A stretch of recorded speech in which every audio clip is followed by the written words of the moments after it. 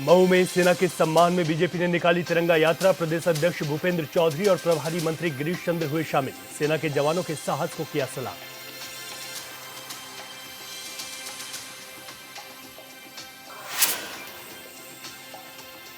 मथुरा में हिरासत में अवैध 90 बांग्लादेशी मूल के लोग ग्राम हाजपुर में अवैध रूप से रह रहे थे।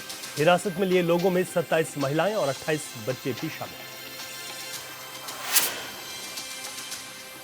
हरदोई के कई मोहल्लों में स्वच्छता की स्थिति दयनीय। ग्राम प्रधान से कई बार लगा चुके गुहार।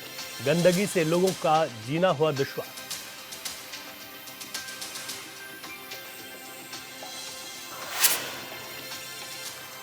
एटा में सूदखोरी के खिलाफ महिला ने लगाई एसएसपी से गुहार। कई गुना ब्याज चुकाने के बाद भी सूदखोर कर रहा परेशान।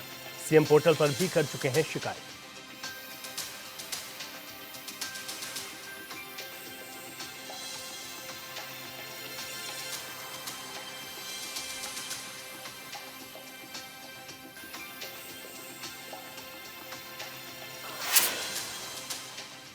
नमस्कार, मैं हूं रवि कैंत्रो। HNN 24x7 देख रहे हैं आप। खबरों की शुरुआत करते हैं। बागपत के बड़ौत कस्बे में तिरंगा यात्रा का आयोजन किया गया है। राज्य मंत्री यूपी सरकार केपी मलिक के निर्देशन में हजारों लोगों ने तिरंगा यात्रा में यहां पर वो शामिल हुए हैं। इस दौरान तिरंगा यात्रा में शामिल सभी लोग देशभक्ति गानों पर जयकारे लगाते झूमते हुए भी नजर आए। राज्य मंत्री केपी मलिक ने बताया कि जिस तरह से हिंदुस्तान पाकिस्तान युद्ध के दौरान देश की सेना ने अपना पराक्रम दिखाया और प्रधानमंत्री नरेंद्र मोदी ने निर्णय लेते हुए पाकिस्तान को हराने का काम किया, उससे देश और जनता उत्साहित है।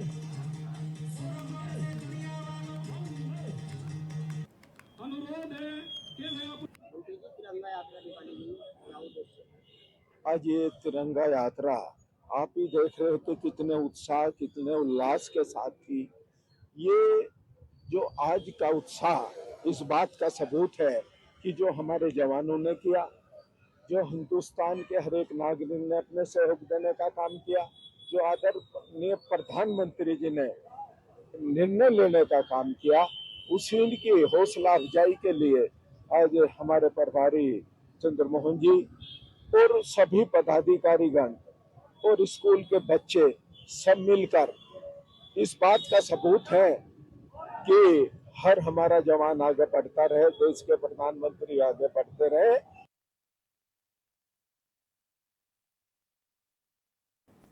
और इस वक्त सीधे आपको देहरादून लेकर चलते हैं, जहां पर कृषि एवं कृषक कल्याण विभाग के माध्यम से एक कार्यक्रम का आयोजन किया गया है और उत्तराखंड के मुख्यमंत्री पुष्कर सिंह धामी इस कार्यक्रम में मौजूद हैं।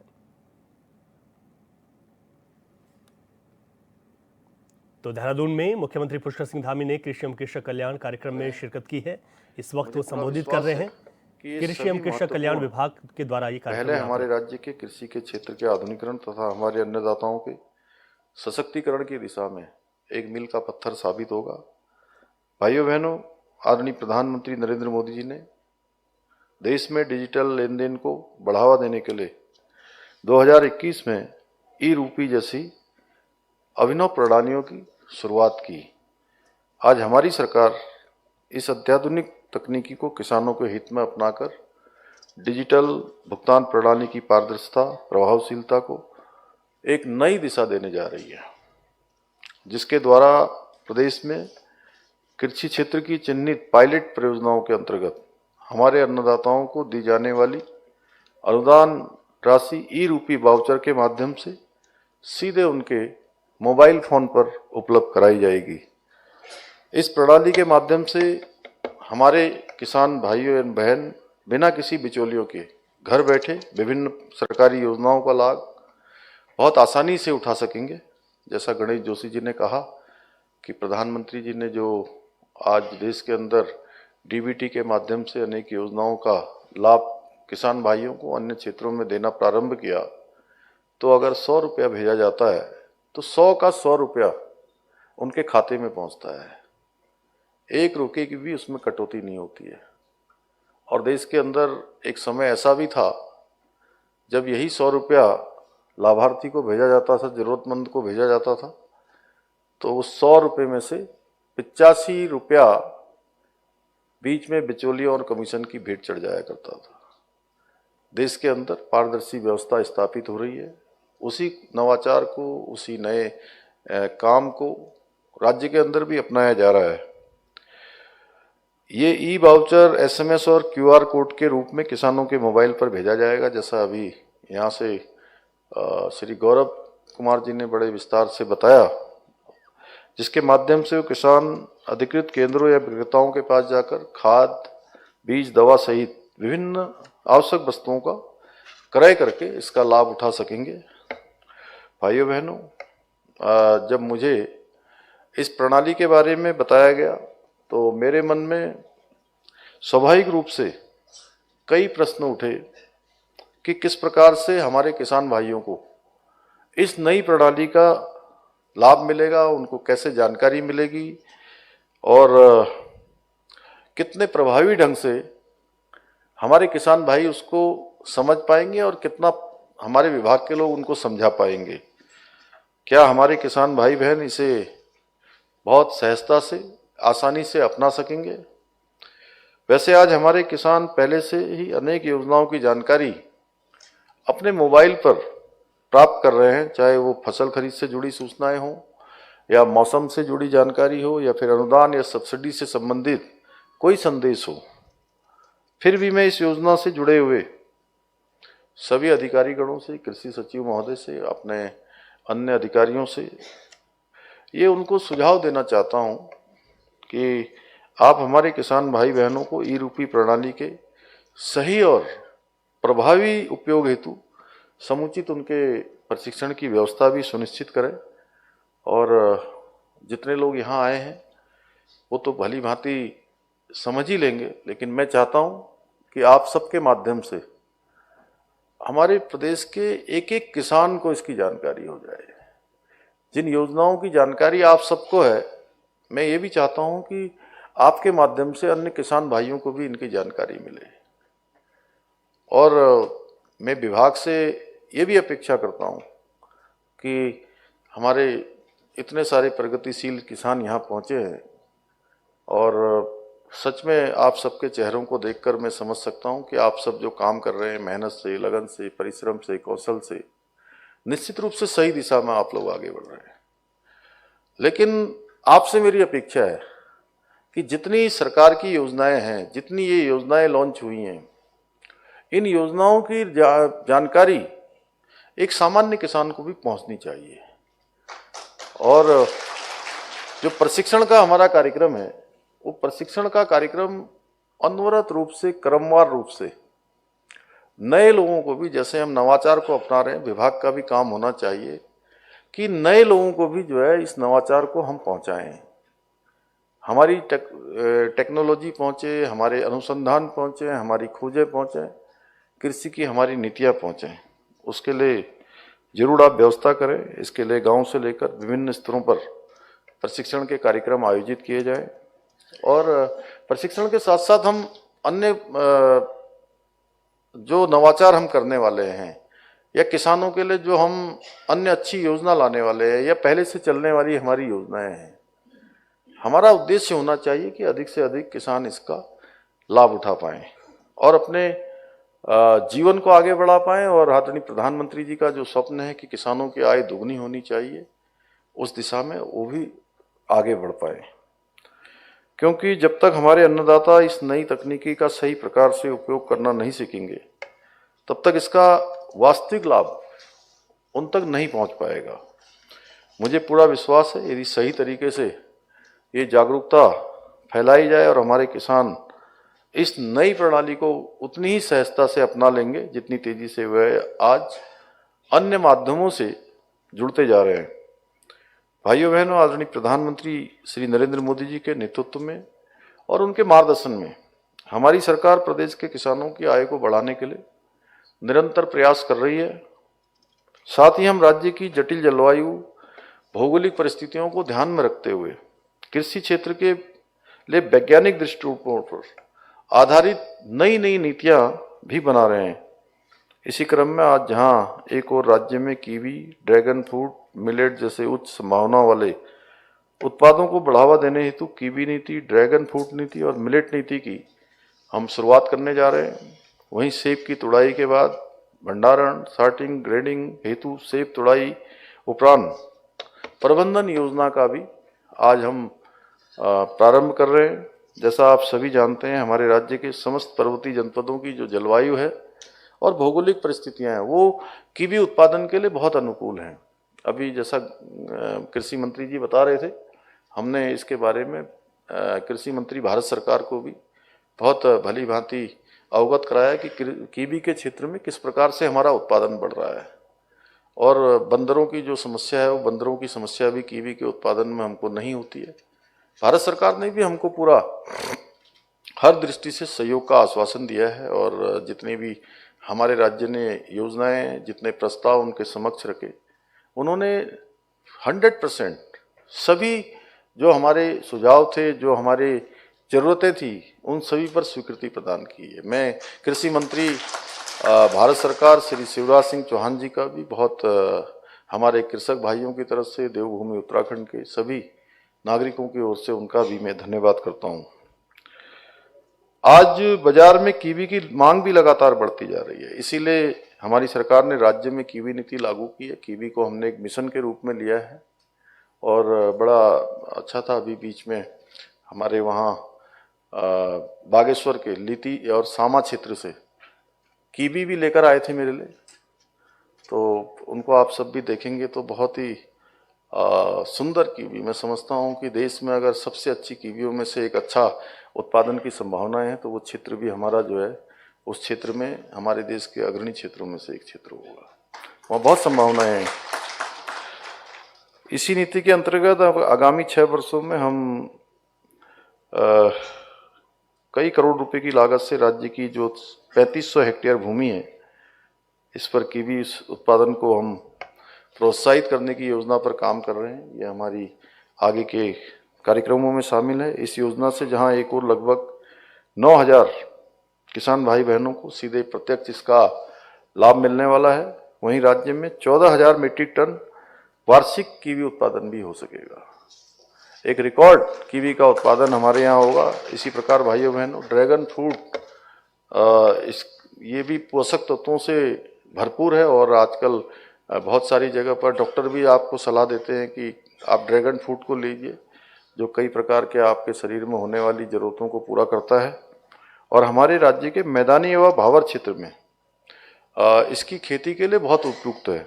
पोषण में लाभकारी होने के साथ साथ औषधि गुणों से भरपूर होने के कारण इसकी मांग आज वैश्विक बाजार में भी काफ़ी तेज़ी से बढ़ी है। इसलिए हमने राज्य में इसके उत्पादन को बढ़ावा देने के लिए 15 करोड़ रुपए की लागत से आगामी 3 वर्षों में 228 एकड़ क्षेत्र।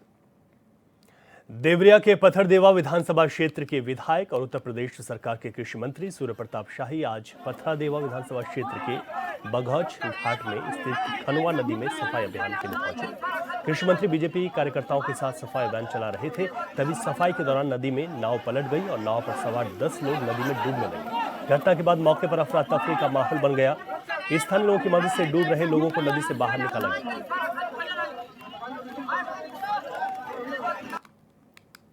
उधर हमीरपुर में बेतवा नदी के पुल पर एक युवक ने आत्महत्या करने के लिए छलांग लगाने की कोशिश की, जिसका वीडियो सोशल मीडिया पर वायरल हो गया। पीएनसी टीम ने कर्मचारियों ने उन्हें समझाकर पुल से ऊपर खींच लिया। बताया जा रहा है कि निजी कारणों के चलते युवक पुल से कूदकर आत्महत्या का प्रयास कर रहा था।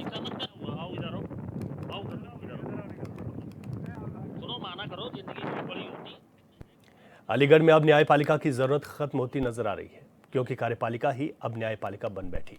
ऐसा इसलिए बोला जा रहा है क्योंकि लूट के आरोपी को अलीगढ़ पुलिस ने हल्की धारा में बदलते हुए छोड़ दिया, जिसको लेकर भारतीय किसान यूनियन के पदाधिकारी एसएसपी कार्यालय पहुंचे और थानेदार की शिकायत करते हुए कार्रवाई की मांग की है।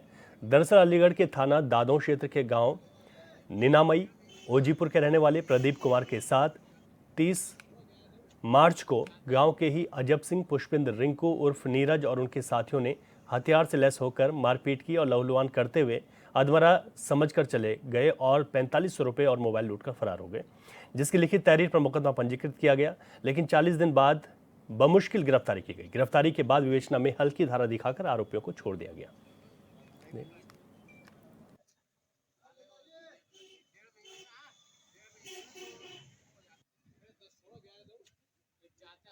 पीड़ित को न्याय मिलना चाहिए। जो मुकदमा जो लिखा गया है लूट की धाराओं में, और जो मोबाइल छीन के ले गए वो मोबाइल मिलना चाहिए, रुपये मिले न मिले पीड़ित को न्याय तभी मिलेगा। मुकदमा जो है मोबाइल जब मिलेगा, मोबाइल मिल जाएगा, पीड़ित को न्याय मिल जाएगा। वो तो मैटर नहीं रहा। जब कल परसों अपना प्रार्थी अपनी प्रार्थना लेके गया था तो इसी के खिलाफ उल्टा मुकदमा पुलिस ने कल की तारीख में लिख दिया।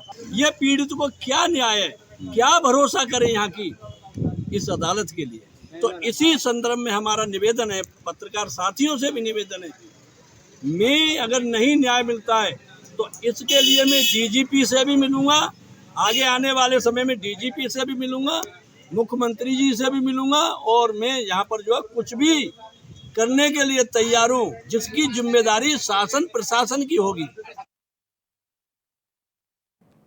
एटा में सूदखोरी के खिलाफ एक महिला ने न्याय की गुहार लगाई। सरायनेव गांव निवासी पीड़िता नितेश देवी शनिवार को एसएसपी कार्यालय पहुंची और उजागर सिंह नाम के सूदखोर के खिलाफ शिकायत दर्ज कराई। पीड़िता के अनुसार उसके ससुर माधो सिंह ने साल 2009 में नगला गिरधारी सोसा के निवासी उजागर सिंह से 40,000 रुपये उधार लिए थे। पीड़िता नितेश देवी ने बताया कि 2016 में उन्होंने ब्याज समेत 80,000 रुपये चुका दिए। इसके बावजूद उजागर सिंह लगातार पैसे मांगता रहा। साल 2017 में ससुर माधो सिंह ने उसे फिर से 85,000 रुपये दे दिए। नितेश कुमार ने बताया कि पिता पुत्र में कुछ समय के लिए अनबन हो गई थी, इसी कारण उन्हें दूसरे भुगतान की जानकारी नहीं मिल पाई। बाद में जब सच्चाई सामने आई तो उन्होंने गांव के प्रधान के साथ उजागर सिंह से मुलाकात की। उजागर ने दोनों बार पैसे लेने की बात तो मानी, लेकिन जब अतिरिक्त वसूली गई रकम वापस मांगी गई तो वह गाली गलौज और धमकी पर उतर आया। पीड़िता ने आरोप लगाते हुए बताया कि वह पहले थाना जलेसर और फिर सीएम पोर्टल पर शिकायत कर चुकी हैं, लेकिन आरोपी ने अपने प्रभाव का इस्तेमाल कर जलेसर पुलिस की मिलीभगत से दोनों शिकायतें रद्द करवा दी। अब उन्होंने एसएसपी से न्याय की मांग की है। एक दबंग आदमी है, वहाँ ने हमसे पैसा लेते, हमारे पिताजी ने वहाँ से 40,000 रुपया कर्ज लिया था। कर्ज लौटे तो डबल करके 80,000 रुपया हमारे घर वाले ने दे दिया, हमारे पति ने। फिर वहाँ ने हमारे पिताजी को बहुत टॉर्चर करो, बिन पैसे 85,000 रुपया ले ले।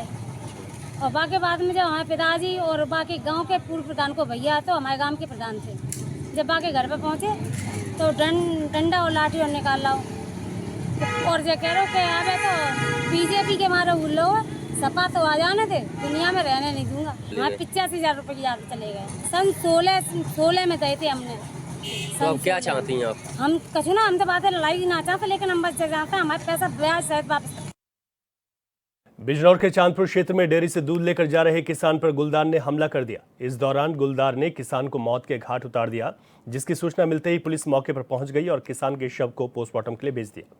ग्रामीणों ने वन विभाग पर लापरवाही का आरोप लगाते हुए गुलदार को पकड़ने के लिए धरना भी दिया।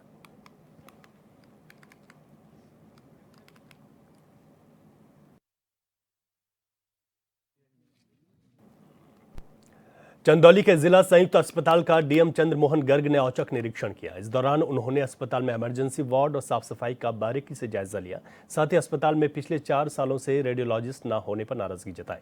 उन्होंने रेडियोलॉजिस्ट की व्यवस्था करने और डॉक्टरों को बाहर की दवाई न लिखने के निर्देश दिए हैं। कानपुर मेट्रो रेल परियोजना के अंतर्गत कॉरिडोर 2 के एलिवेटेड सेक्शन का निर्माण कार्य तेजी से आगे बढ़ रहा है।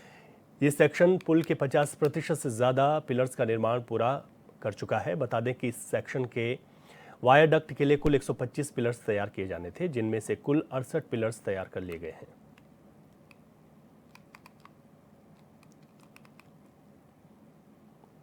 उधर बागपत में फेसबुक पर देश विरोधी टिप्पणी करने वाले विशेष समुदाय के युवक को पुलिस ने गिरफ्तार कर लिया। हिंदुस्तान पाकिस्तान तनाव के दौरान युवक ने अपने फेसबुक पर एक वीडियो जारी करते हुए देश के विरोध में टिप्पणी की थी, जिसकी शिकायत मिलने पर पुलिस ने आरोपी को गिरफ्तार करते हुए जेल भेज दिया है।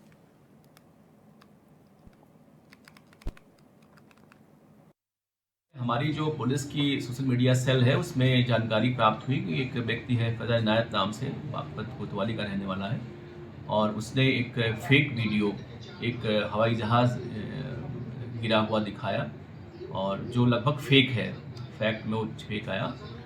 उसका नाम जो जिसका अकाउंट है उसका नाम है फैजान इनायत। उसके खिलाफ मुकदमा लिख कर उसको मुक्त जेल भिजवाया। नहीं, बिल्कुल खुद तो पार्टी में नहीं है, बट उनके जो चाचा हैं वो उसमें पार्टी में बड़े नेता हैं बागपत से, उनका भतीजा है और वो माफ़ी भी मांग रहा था, लेकिन चूंकि उसने घटना कारित की इसलिए मुकदमा लिख के जेल भिजवाया गया। बुलंदशहर पुलिस की सर्विलांस टीम ने लाखों रुपए कीमत के खोए हुए मोबाइल फोन बरामद कर लिए। खोए हुए मोबाइल फोन पाकर लोगों के चेहरे खिल उठे, जिसके बाद लोगों ने बुलंदशहर पुलिस का धन्यवाद किया। बरामद किए गए मोबाइल फोनों की कीमत 35 लाख रुपए के लगभग बताई जा रही है। एसएसपी बुलंदशहर ने सर्विलांस टीम को 10,000 रुपए पुरस्कार देने की घोषणा की।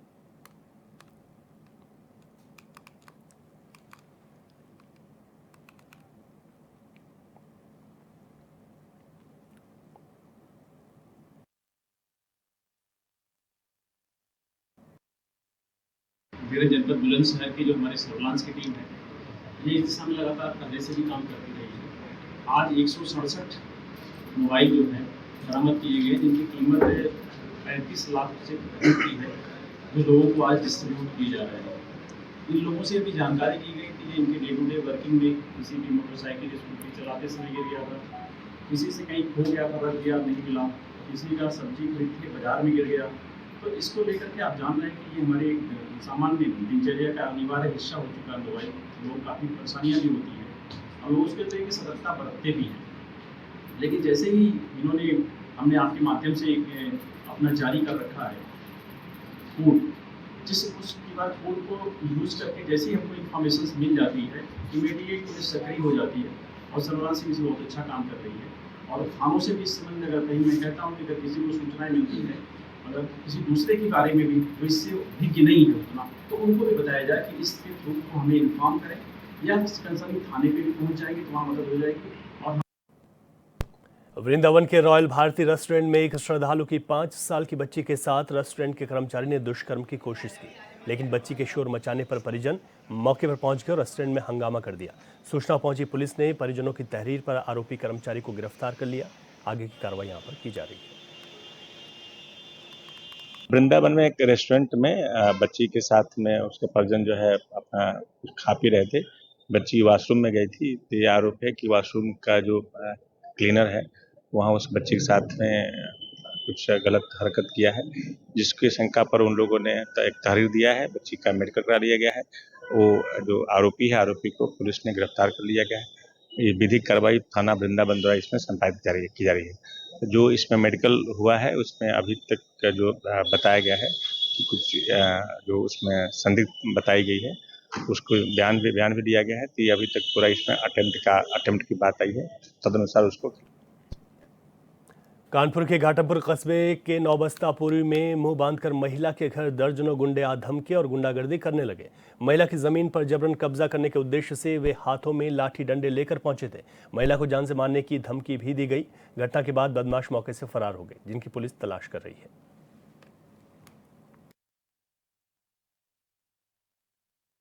ये घटना मतलब हम कानपुर में थे, दवा के लिए हम गए हुए थे, वहीं थे काफ़ी दिन से।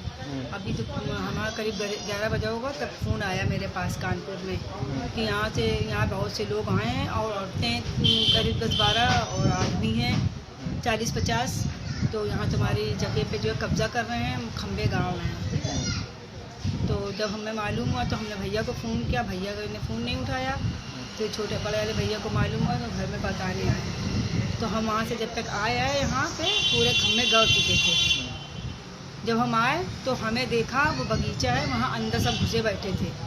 जैसे ही हम कानपुर से आए और खेत में वहाँ पहुँचे तो हमें देख के वहाँ से तमाम आदमी सब दौड़ते हुए इधर को आए। नशे में इतना धुन थे और मारपीट करने के बाहर निकले तो हम वहाँ पर वो बना हुआ है मतलब कमरा जैसा, उसमें जो है दरवाजे लगा, हम उस वहाँ चले गए और हमने कुंडी लगा ली। वो बुरी तरह गाली बक रहे थे और लाठियाँ सब दिए थे।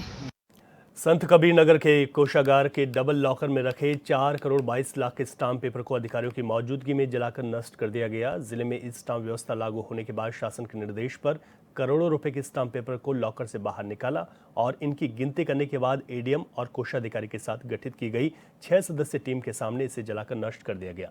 इस पूरी प्रक्रिया की वीडियोग्राफी भी कराई गई।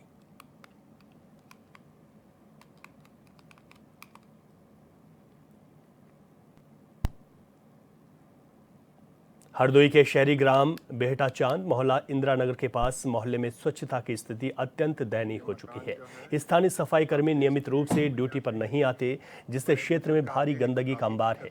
इस संबंध में मोहल्ले की महिलाओं और ग्रामीणों ने कई बार ग्राम प्रधान अशोक पाल से लिखित और मौखिक शिकायत की, लेकिन आज तक कोई ठोस कार्रवाई नहीं हुई।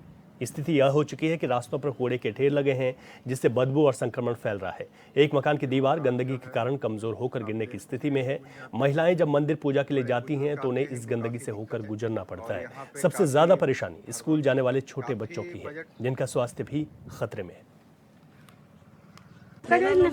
और वापस पानी मतलब तो प्रधान से शिकायत किया तो है, लेकिन कोई नहीं यहाँ। सफाई कर्मी आज नहीं आते हैं, यहाँ नहीं आते। पूरी गली भरी हुई है, पूरी गली भरी है।